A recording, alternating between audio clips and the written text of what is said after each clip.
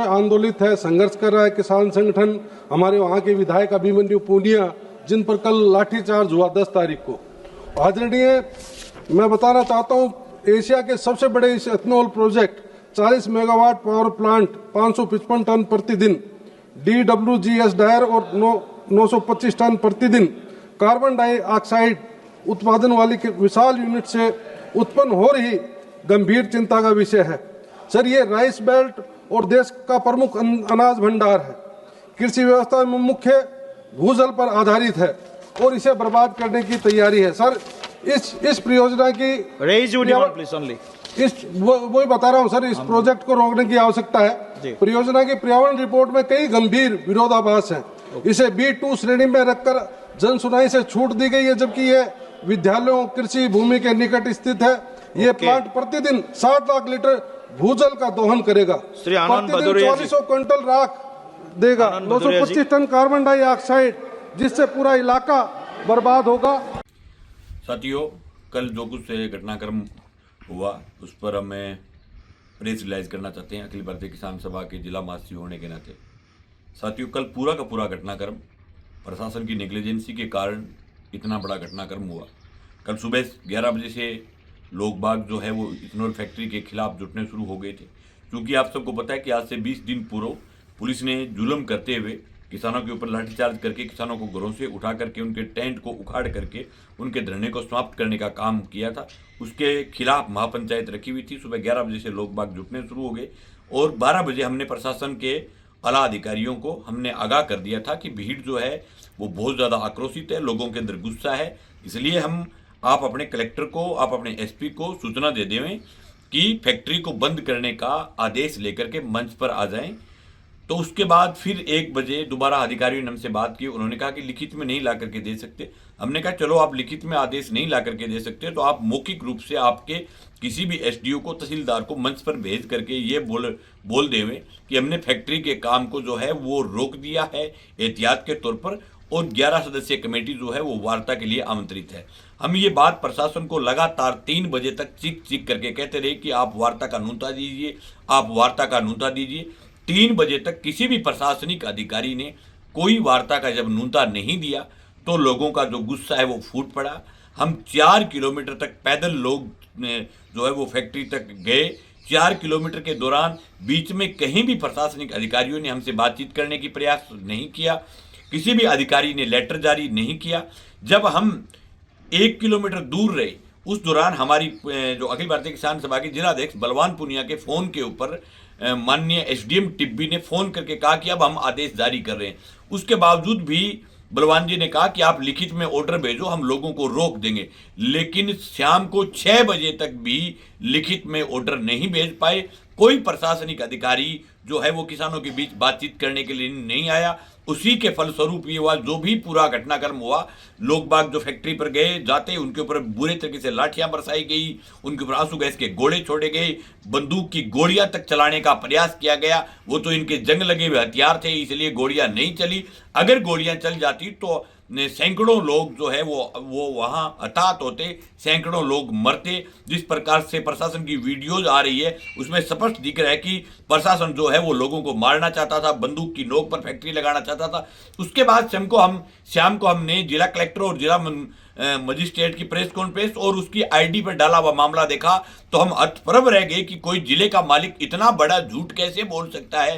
Collector कह रहे हैं कि हम लगातार बातचीत कर रहे थे, हमने लिखित में आश्वासन दे दिया था, हमने लिखित में ऑर्डर दे दिया था, उसके बावजूद भी भीड़ आगे गई। 3:15 बजे तक के वहां के तमाम प्रेस के साथी थे, सबने देखा कि 3:15 बजे तक तमाम किसान नेता, मैं खुद चीख के हमने कहा कि आपके पास 10 मिनट का टाइम है, आपके पास 15 मिनट का टाइम है, आपके पास 1 घंटे का टाइम है, आपके पास आधे घंटे का टाइम है। लेकिन उसके बावजूद भी कोई भी लेटर लेकर के हमारे बीच नहीं पधारा, न कोई वार्ता के लिए हमारे बीच आया। उसके बाद जो है वो भीड़ को गुस्सा आया। इस पूरे प्रकरण के लिए मैं खुल्लम खुला कहना चाहता हूं कि माननीय जिला कलेक्टर हनुमानगढ़ जिम्मेवार है। इतना नेग्लिजेंसी कलेक्टर कैसे कर सकता है हम सोच नहीं सकते। इससे अच्छा दिमाग तो तहसीलदार भी रखता है कि कहीं भी आए हुए भीड़ को लोकतांत्रिक तरीके से टेबल पर बैठ करके बातचीत की जाती है, लेकिन कलेक्टर ने बिल्कुल नेग्लिजेंसी की। और हमें तो अंदर खाने तक सूचनाएं ये भी है कि प्रशासनिक अधिकारी बता रहे हैं कि कलेक्टर ने खुल्लम खुला कह दिया कि फैक्ट्री तो यहीं लगेगी, फैक्ट्री तो यहीं रहेगी, हम कोई वार्ता नहीं करेंगे, चाहे कितने किसान आ जाए,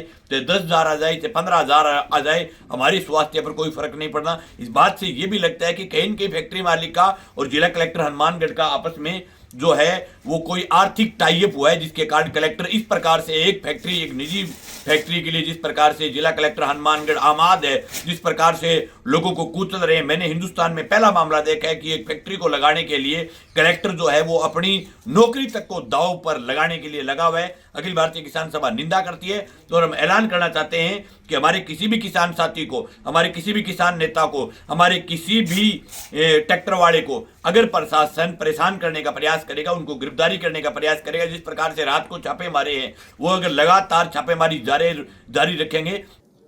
कल का जो घटनाक्रम था वो बिल्कुल अनकॉल फॉर था, वो होना नहीं चाहिए था, क्योंकि पुलिस बिल्कुल शांति प्रिय थी। पुलिस को ये निर्देश दिए थे किसी तरह का बल प्रयोग नहीं करना है, और इसी के कारण लगातार भीड़ ने खूब उकसाया पुलिस को। फिर भी पुलिस ने संयम बरतते हुए जो उनको निर्देश मिले थे उसके अनुसार उन्होंने कार्रवाई की है। संयम के कारण ही इतने पुलिस वालों के चोट आने के बावजूद वहाँ कोई विशेष बल प्रयोग या कोई दुर्घटना नहीं हुई। हालांकि जिस तरह से स्थानीय लोगों के इमोशंस को बाहरी लोगों ने भड़का के लॉ एंड ऑर्डर की स्थिति पैदा करने की कोशिश की गई थी, उसको प्रशासन ने बहुत संयम बरतते हुए असफल कर दिया। मैं जिला प्रशासन की और जो स्थानीय पुलिस प्रशासन है, इनका जो कल संयम बरता है उसकी बहुत बहुत प्रशंसा करता हूं मैं। आज मैं सुबह जो हमारे जवान और अधिकारी घायल हुए थे उनसे मिल के आया था, सबकी स्थिति ठीक है। एक दो को चोट ज़्यादा आई है, एक लोगों को फ्रैक्चर है, कुछ लोगों को माथे में चोट है, तो उनका इलाज सही चल रहा है। कल इस घटना से संबंधित एफआईआर दर्ज हुआ था, फैक्ट्री वालों ने भी एफआईआर दिया है, और कुछ जो वहाँ काम कर रहे थे जिनके संपत्ति को नुकसान पहुँचाया गया है उनके तरफ से भी हमें कंप्लेंट मिले हैं एफआईआर दर्ज करने के लिए, उस पर कार्रवाई हो रही है। आज के ज़माने में जहाँ इतना फोटो वीडियो एविडेंस मिलने की गुंजाइश है और सोशल मीडिया पर इतना बढ़ चढ़ के लोग रिपोर्टिंग कर रहे हैं, मैं यहाँ के जो स्थानीय किसान भाई हैं उनसे अनुरोध करना चाहता हूँ कि कृपया कर संयम बरतें। अगर उनको अपनी कोई बात रखनी है तो वो ज़रूर डेमोक्रेटिक तरीके से रखें, लेकिन कोई भी कानून तोड़ने की कोशिश नहीं करें। अन्यथा जो नया कानून है उसमें फ़ोटो एविडेंस का बहुत ज़्यादा वैल्यू है, और बहुत सारे लोग ऐसे कैमरों में कैद हुए हैं जो पत्थर फेंक रहे हैं या कुछ कानून तोड़ने की कोशिश कर रहे हैं। तो ऐसे मौक़ों पे पुलिस के पास भी बहुत सीमित ऑप्शन रहता है, तो वह कोई भी कानून हाथ में लेने के पहले सोचे। कई वेस्टेड इंटरेस्ट हैं जो इस आंदोलन को उग्र रूप देने का कोशिश कर रहे हैं, उनके बातों पे कान नहीं देकर अपने विवेक का इस्तेमाल करना चाहिए।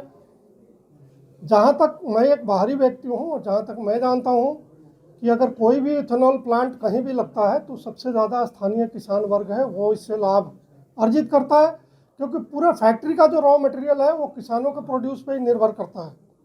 तो संभव है कि कुछ लोगों को इससे संभावित नुकसान लग रहा हो और वो इस जो फैक्ट्री है उसको नहीं लगने देना चाहते, या किसी का और तरह तरह का वेस्टेड इंटरेस्ट। आजकल कुछ लोग आंदोलनजीवी हैं जो कि उनको कोई ना कोई आंदोलन करने का एक बहाना मिलना चाहिए।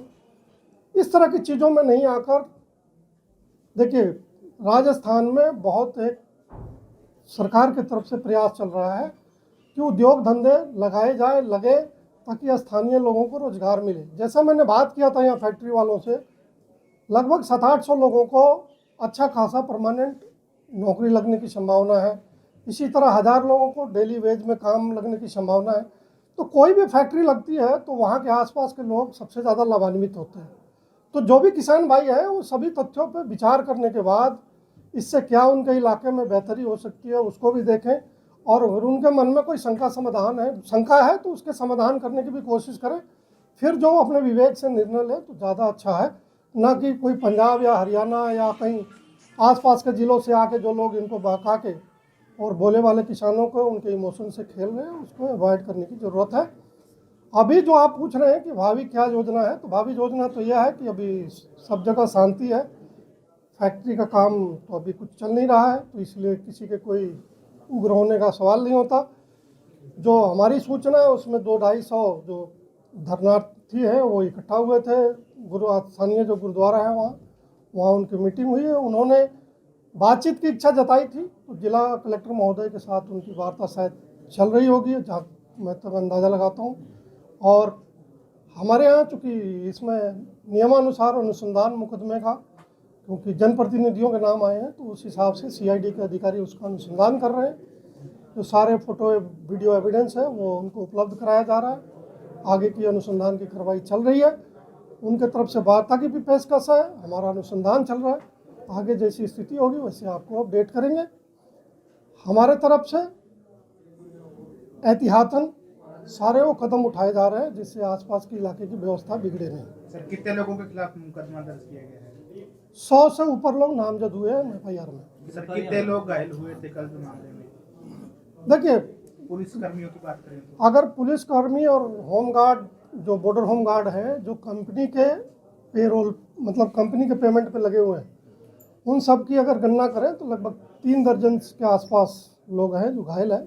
मैं जो सुबह में मिल के आया हूँ उसमें हमारे 5 लोग जो हैं वो उनको चोटें ज़्यादा है। उसमें कुछ को मसल इंजरी है, किसी को फ्रैक्चर है, किसी को हेड इंजरी है। सर एक सवाल है, इससे पहले भी किसानों ने आंदोलन किया था, कहीं ना कहीं आप इसे इंटेलिजेंस फेलियर मानते क्योंकि उनको सूचना तक नहीं मिली भी किसान इतना बड़ा ये प्रोटेस्ट कर सकते हैं? ये आप कैसे अंदाज़ा लगा रहे हैं कि हमें सूचना नहीं थी? हम सूचना थी तभी तो इतना फोर्स लेकर बैठे थे। परमिशन दी थी हमने ये बिल्कुल कॉन्शियस डिसीजन लिया है कि किसानों के ऊपर कोई एक्सेस बल प्रयोग नहीं करना है। हमें अंदाज़ा थी कि ज़्यादा जो वर्स्ट सिचुएशन क्या हो सकती है कि कोई दीवार तोड़ने की प्रयास कर सकता है, तो वो हमने सब फैक्टर इन किया हुआ है। हमारा कॉन्शियस डिसीजन है। किसान को कोई बहका रहा है तो उनको उस बहकावे का फ़ायदा दूसरे को नहीं देना चाहिए कि जो परमानेंट आंदोलन जीवियों को मौका मिले। तो ये हमारा कॉन्शियस डिसीजन है, इसमें किसी तरह का कोई फेलियर नहीं है। बिल्कुल बहकाने वालों को चिन्हित किया गया है। हम उनका कॉल डिटेल निकाल रहे हैं, डॉम डाटा ले रहे हैं। बाहर से जो लोग आए हैं सबको चिन्हित करके पहले प्राथमिकता पे उनको बंद करेंगे।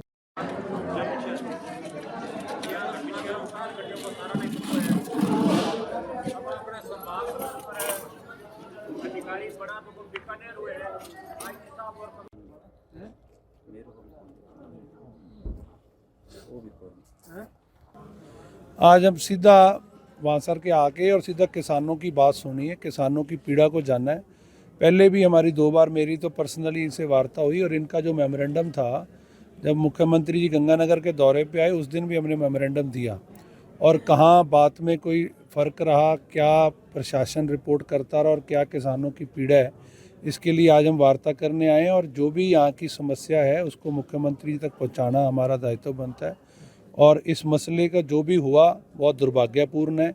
और जिस तरीके का किसानों की जो मांगें हैं वो इलाके की और जनहित की मांगों को हम लेकर के सरकार तक जाएंगे और इसको निश्चित तौर पे बहुत जल्द इसका हल निकले, ये हमारा प्रयासरत रहेंगे। सर एक जिस तरीके से किसानों के ऊपर लाठीचार्ज हुआ है, तो कहाँ के प्रशासनिक अधिकारियों की गलती रही है या फिर किसानों की है, या कई बार जो पुलिस प्रशासन है उनके द्वारा ये कहा जा रहा है कि जो बिल्कुल मुख्यमंत्री जी ने आज ही, आपको भी पता होगा, प्रशासन की तरफ से पुलिस के जयपुर से लेकर बड़े अधिकारी आए हैं। बिल्कुल गंभीरता से इसकी जांच होगी, समीक्षा होगी।